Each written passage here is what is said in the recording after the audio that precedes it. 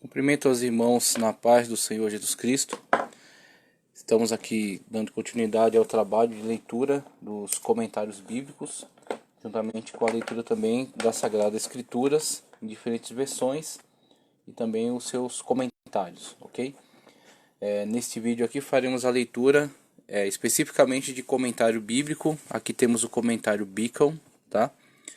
Comentário bíblico Beacon, da editora CPAD. Então vamos para Gênesis, faremos a leitura do capítulo 4 aqui nesse comentário.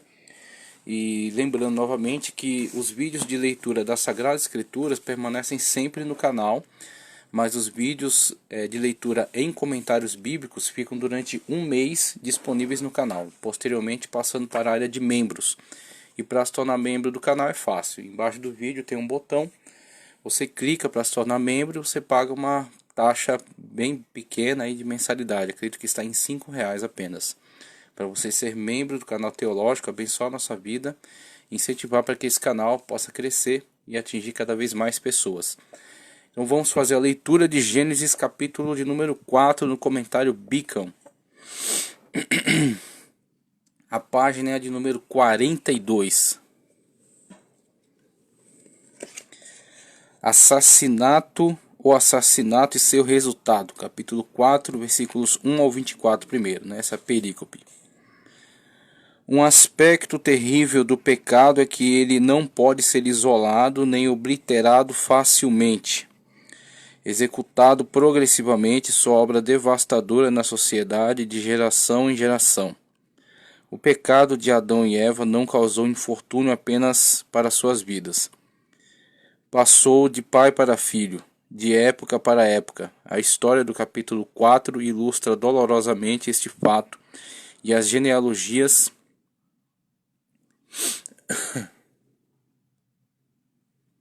Só um minuto? Isso.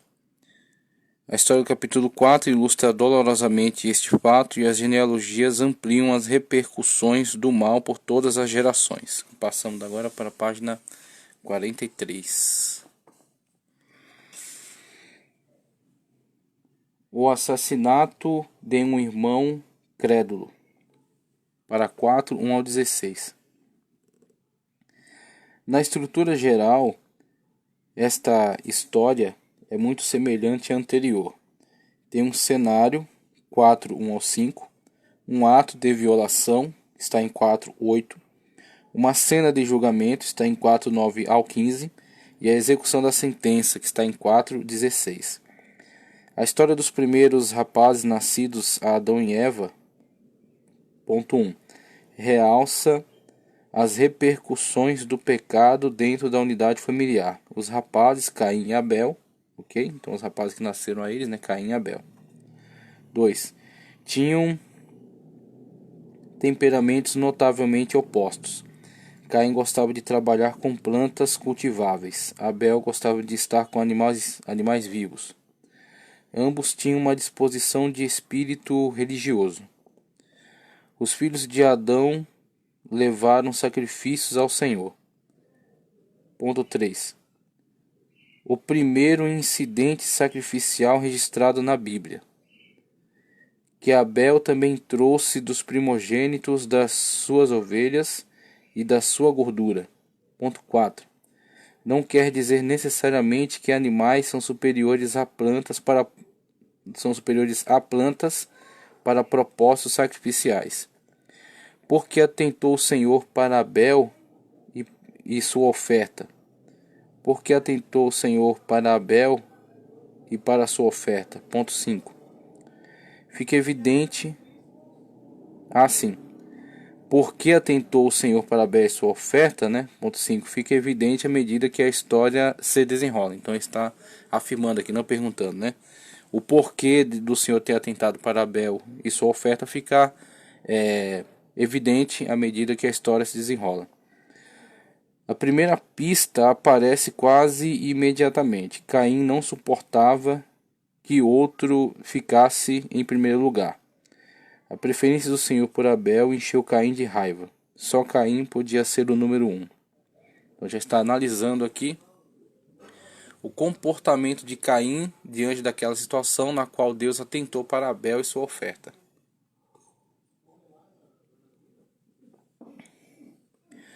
O Senhor não estava ausente da hora da adoração. Ele abordou Caim e lhe deu um aviso. Deus não o condenou diretamente, mas por meio de um jogo de palavras informou Caim que ele estava em real perigo. Em hebraico, a palavra aceitação, ponto 7, é literalmente levantamento e está em contraste com descaiu. 6. Um olhar abatido não é a companhia adequada para a consciência pura ou de uma ação correta.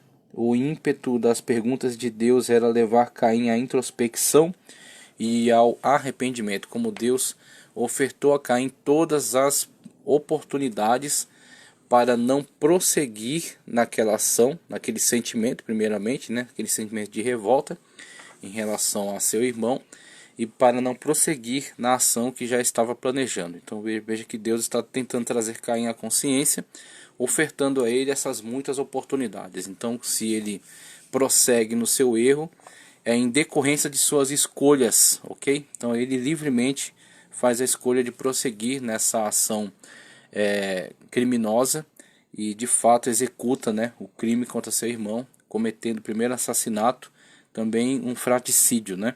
Você já tem a influência do pecado, né, as tendências pecaminosas que já estão agindo dentro dos seres humanos, mas você também tem, por outro lado, a graça preveniente atuando, Deus trazendo Caim a conscientização sobre os danos, né, que a sua atitude poderia trazer.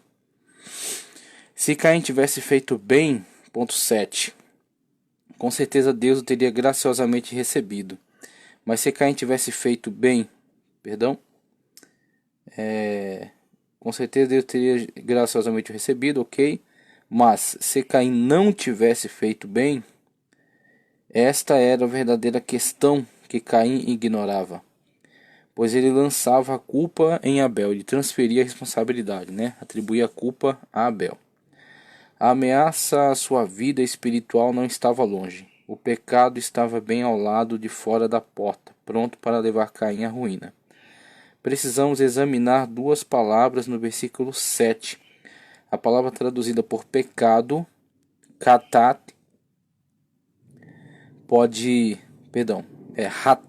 ratat. Pode significar pecado ou oferta pelo pecado. A última opção está fora de questão, porque a presença fora da porta não parece ser útil, é sinistra. A palavra jaz, robesh, é um substantivo verbal. O problema para o tradutor esta palavra serve de verbo, jaz, ou de substantivo, dando o sentido de o pecado está de tocaia. E a Spencer destaca que o acádio, uma das origens do hebraico bíblico, tem basicamente a mesma palavra, robishum. Note que as primeiras 3 consoantes são as mesmas, que significa demônio. Essa história bíblica vem do mesmo local geográfico. Assim, se considerarmos que Rodesh é um empréstimo do acádio, a solução está à mão. O texto descreve o pecado como um demônio malévolo, pronto para se lançar sobre Caim, se este sair da presença de Deus sem se arrepender. Então, muito interessante esse recurso utilizado a partir do acádico, que de acordo com a região em que eles estão localizados, né? Então, pelo menos as orientações, as descrições, né, que nos levam a esta aproximação. O Jardim do Éden estão a oriente do Éden, ok? Então podemos acreditar que estavam numa região onde posteriormente o acádico se desenvolverá, e dentro do acádico você tem essa palavra que é próxima desta palavra empregada no hebraico, o hebraico este, que descreve esta ação, né, descreve essa situação em relação a Caim, como o pecado está à porta, o pecado jaz à porta, né? Então esse termo emprestado do acádico dá essa ideia negativa dessa presença demoníaca E é um sentimento demoníaco que está à porta, né? Que está à espreita. E que, se der oportunidade, te dominará. Que é exatamente a situação vivenciada por Caim, dando lugar a esse sentimento demoníaco que o dominou e o levou então a esta ação essa ação destrutiva, né? Essa ação que veio trazer condenação sobre ele. Deus graciosamente ofereceu a Caim o poder de vencer o pecado. Sobre ele dominarás, conforme dito pelo Senhor Deus a Caim.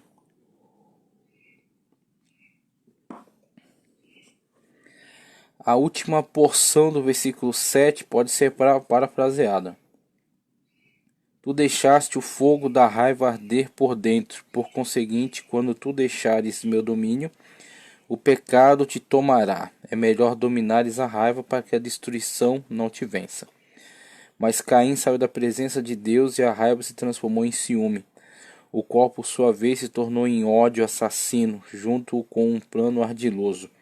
No campo, um dia a ação má foi executada. Caim matou Abel. Ponto 8 aqui, né? Deliberadamente e sem provocação. Então, um crime terrível, né? Um crime de fato, com requintes aí de crueldade, valendo-se da confiança de seu irmão. É um crime com todos os requintes de dolo. Vamos lá. Estamos aqui na página 44 já. Página 44. Vamos ver até onde vai. 4. Aqui estamos no capítulo 4 ainda. Ok, vamos lá, vamos prosseguir. Página 44, prosseguindo. Vamos ver o que nos diz aqui o comentário de Beacon. Mas Caim não pôde evitar o Senhor. Ponto 9. Logo se desenvolveu a cena de julgamento. A voz do sangue de teu irmão clama a mim desde a terra. Ponto 10. É vívida a expressão idiomática que significa: tu podes tentar esquecer teu ato de violência, mas eu não posso. O que quer que aconteça com meus filhos é questão de preocupação pessoal para mim. O privilégio de cultivar a vida vegetal foi tomado de Caim e ele foi banido para o deserto, a fim de ser fugitivo e errante. Então você tem as consequências do terrível ato cometido por Caim, que na verdade foram alertadas, né, por Deus em relação a ele, tentando trazer a consciência, mas ele se deixou tomar pelo ódio, pelo ciúme e prosseguiu na sua ação, agora sofrendo duras consequências, né? O sangue de Abel, o justo, que foi derramado sobre a terra. A exposição do seu pecado mudou Caim. O ódio arrogante se tornou em medo covarde misturado com autopiedade. Ele estaria suscetível do mesmo destino que desferiu a seu irmão. Não pôde nem suportar o pensamento, mas Deus não escarneceu dele. Mais uma vez, sua misericórdia suavizou o castigo, pois pôs o Senhor um sinal em Caim. 15. Assim Caim partiu para enfrentar uma vida totalmente nova, longe de Deus. A designação terra de Nod significa terra de vagueação, ou seja, não é um lugar definido. E não parece ser o nome de uma região específica que não seja sua direção geral para a banda do Oriente do Éden. D4, 2 ao 9, G.B. Williamson analisa. Caim e Abel. 1. Diferença nos homens. Até entre irmãos, né? 2b, 5b, 6, 8, 9. Ponto 2. A diferença significativa nas suas ofertas. 3 a 5a. Conferir Hebreus 11:4. 3. Eis uma revelação da bondade e severidade de Deus. 7a. Os descendentes de Caim, criativos e impiedosos. 4:17 a 24. A importância de Caim foi exaurida, e a linhagem de sua posteridade rebelde é incompletamente é incompletamente apresentada em forma genealógica abreviada. A esposa de Caim foi implicitamente uma irmã. Conferi 5 e 4, que é a genealogia de Adão, né? Que partiu com ele para o exílio. Caim começou a construir uma habitação fortalecida, uma cidade, conforme 17. E orgulhosamente a chamou de Enoque, o nome de seu primeiro filho. A procura de Caim e seus filhos por segurança estava simbolizada pela construção de muros pesados. A procriação de muitos filhos com esposas múltiplas e o poder da perícia profissional do armamento e do ódio. O primeiro poema da Bíblia, 23-24, serve de ilustração da amargura feroz que envenenou o espírito desses homens. O significado do versículo 23 é: matei um homem meramente por me ferir, e um jovem só por me golpear e me ferir. Alcançaram o pico da habilidade e realização, mas também se chafurdaram nas profundezas do mal. Ponto D aqui do comentário é a expansão de um novo começo, para 4:25 até 6:8. No livro de Gênesis, as linhas de pensamento ou grupos de indivíduos menos importantes recebem pouca atenção, para logo serem descartados. O interesse é focalizado nas doutrinas ou pessoas que são centrais aos procedimentos redentores de Deus com o homem. 1. O terceiro filho de Adão, para 4:25 e 26. O rapaz que substituiu Abel assassinado recebeu um nome bem adequado. 7 para 25, o ponto 25 aqui, significa designado ou colocado, o que indicava a misericórdia de Deus. Ele deu a Adão e Eva um filho que preservaria a fé no único Deus verdadeiro. Foi nesta família que o fogo da verdadeira adoração foi luminosamente mantido aceso. Aqui estava a base para a esperança de que a piedade era possível entre os homens.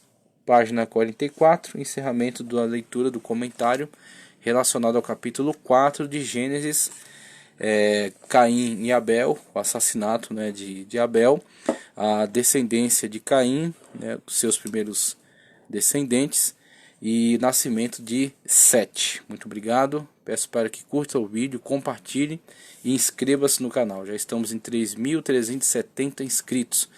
E brevemente faremos a leitura também do comentário para o capítulo 5 de Gênesis. Muito obrigado, fiquem com Deus.